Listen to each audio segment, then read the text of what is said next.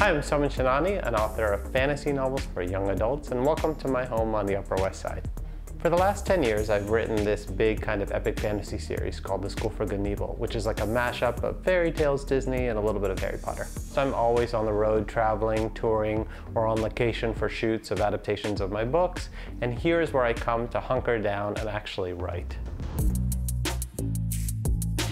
So to keep my head clear, I don't like a lot of clutter at all. I want everything to feel kind of clean and spare, especially here in the entryway. I want it to feel like a blank piece of paper. Even with this console, I want it to be completely blank and clean all the time, except for the book that I'm currently reading. And the cool thing about this mirror is that it reminds me of the sun. And as you'll see when you look at the rest of the apartment, light is a predominant theme that guides everything I do with my writing process.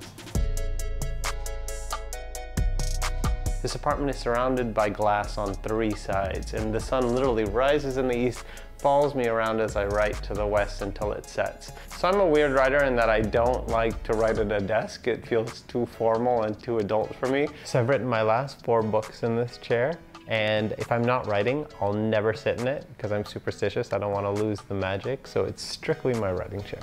And then behind me is this awesome bookcase that I've had for many, many years. And it has all my books at the top, but also all the books that are most precious to me and have given me inspiration over the years, as well as many trinkets that I picked up on tour from fans and from readers all over the world.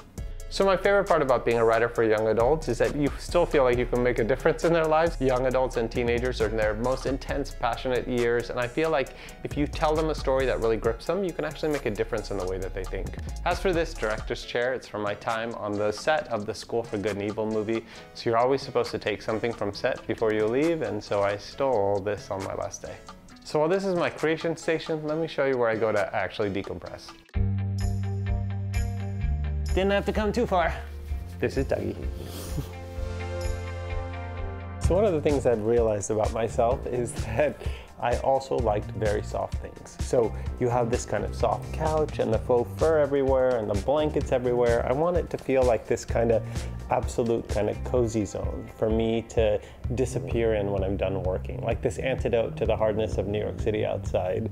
And it's perfect for Doug too, who usually ends up sort of swaddled in a blanket. So this coffee table has followed me around since I came to New York, and what I love about it is when the sun comes through the window and hits the coffee table, it gives this beautiful light box effect in the center of the room. And I love this mirror above the couch because it acts as the 4th window in the room and really makes it feel like I'm part of the world when I'm writing. So not surprisingly, when I wanted to choose a dining area, I chose a white table and clear chairs. And at the same time, if I'm kind of blocked in my usual writing zone and I just need a change of scenery, I'll come over here and I'm suddenly in a new brain space and can find new inspiration. And you can just sort of sit here and take in the New York City skyline. But let me show you where I go when I'm done with my day.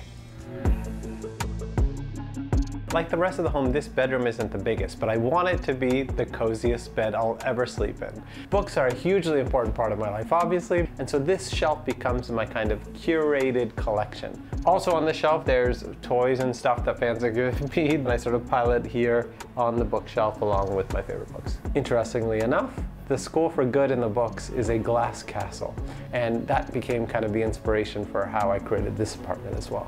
I love the feeling of being in this fantasy castle of my own imagination. I hope you enjoyed this tour of my apartment, and now that I'm in my magic writing chair with Doug, it's time to get to work. So, I will see you on the page.